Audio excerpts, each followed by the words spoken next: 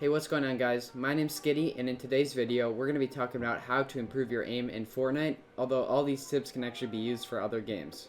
Also wanted to tell you guys that recently I've been streaming on Twitch, link in the description, and without further ado, let's get started. Alright guys, so the first tip is Crosshair Placement. Now a lot of you might be asking, what is Crosshair Placement? Now, I don't expect you to understand it if you haven't really played an FPS or any of those games, but let me explain it to you. Crosshair placement is basically the idea of keeping your crosshair on your enemy's head or the level of it. So when I'm aiming, I don't want to have it, all the way down here because I have to go for a flick. And flicks are way harder to hit than, little shots like this. But basically that's kind of the idea of it. So let's actually get into how you can use this crosshair placement in game. So now you understand that you always got to keep your crosshair at head level, right? But let's get into some edits you can use to actually keep that same philosophy. So obviously you want to be using right hand angle edits. Now why do you want to be using right hand angle edits? Well, you have the most FOV, right? Like you can see the most when you're jumping here. Versus, let's say I did something like this, I have to actually flick my entire arm to just be able to see that while moving to the left. And that's kind of the same idea what I was talking about. You don't want to be aiming all the way.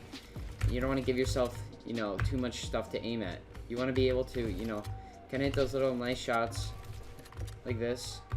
You want to avoid doing stuff like this, in other words. And another couple edits I kind of like doing are, right angle windows. Making sure that you have the wall on your left, like this. And I also like doing this edit. So if somebody's pickaxing your wall, for example, like this, you can, catch them off guard, do that. But we'll, do more advanced edits and better building things in a different video.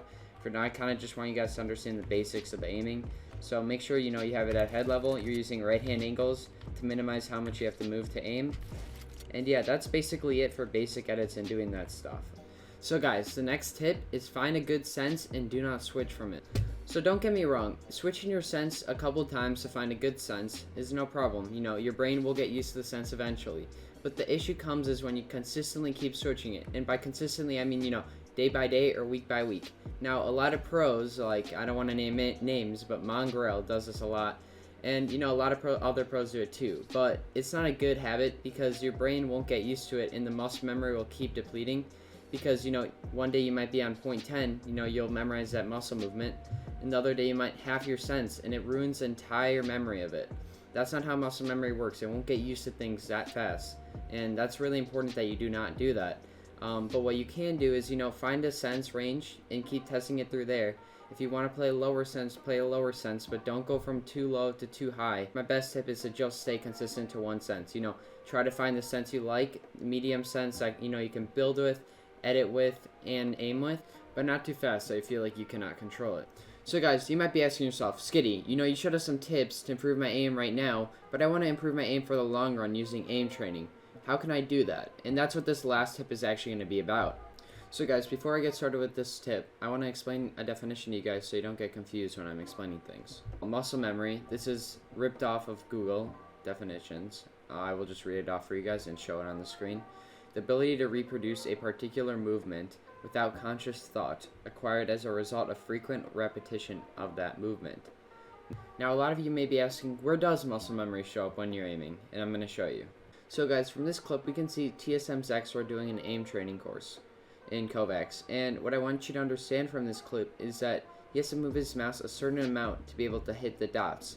And what this is really focusing on is actually muscle memory. The more he'll do it, the more accurate he'll be in these kinds of courses. So guys, I'm in a game of Fortnite and I wanted to show you guys that you can actually also aim train in Fortnite, with the map codes. I'll leave a map code in the description. Anyways though, I kind of want to show you how you can build up muscle memory like playing these. So, I'm going to be tagging these. I'm going to go slow. I just want to show you guys what I mean. So as I keep going, I'm building muscle memory because I am remembering how much distance I have to go to hit the target. Now this is good for building muscle memory, but it's not necessarily going to help you in game unless if you practice the next idea I'm going to give you, which really focuses on how you can use what you aim train from these different courses, whether it's kovaaks, Fortnite map, into real game. So yeah, let's get to that actually. So guys, I just want to make it clear that doing aim courses and stuff like that is perfectly fine. It'll actually help your muscle memory grow. But if you actually want to improve your aim in game, you have to practice something called scenario training. Now, I don't necessarily mean the ones in kovaaks, although I know there's kovaaks, and in Fortnite, shotgun aim and stuff like that will help you progress faster. But what I mean is really playing the game. So guys, when you all started playing Fortnite, for example, you all had new build binds, right? So when you went in game and tried to fight somebody, you'd actually have to think about building, what button on my keyboard or, controller, touchscreen, whatever you guys play on, do I have to hit, to build a wall, stair, etc. And, that would really affect your decision making on how to take the fight. So what I really want you guys to understand is you really have to learn how to take fights before you can really focus on your aim and stuff, because if you're not understanding how to take these fights, you're not practicing 1v1s, you're not practicing box fights. When you go into those fights, you're not going to know what to do, and when you have to also worry about your aim, you're not going to be able to, because your entire head is focused on decision making, and that muscle memory will come second.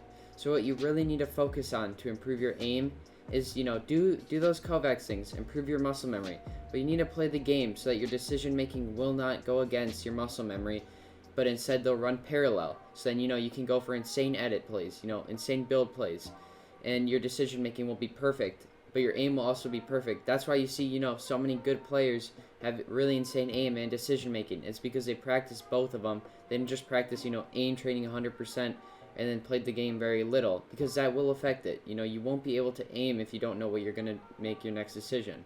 So that's basically the entire point of what I want you guys to understand. You need to be really playing the game. You need to be practicing 1v1 box fights, and you also need to be aim training. That way, when you're in those fights, you don't have to worry about decision making, and you can just focus on aiming. Anyways, guys, that's going to be the end of the video. I hope you guys enjoyed. I try to keep this video a little shorter since a lot of people were telling me that the longer videos were a little harder to watch and overwhelming.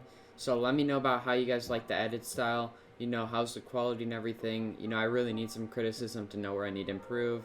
And comment down what videos you guys want to see next. Make sure to go see my Twitch channel, link in description.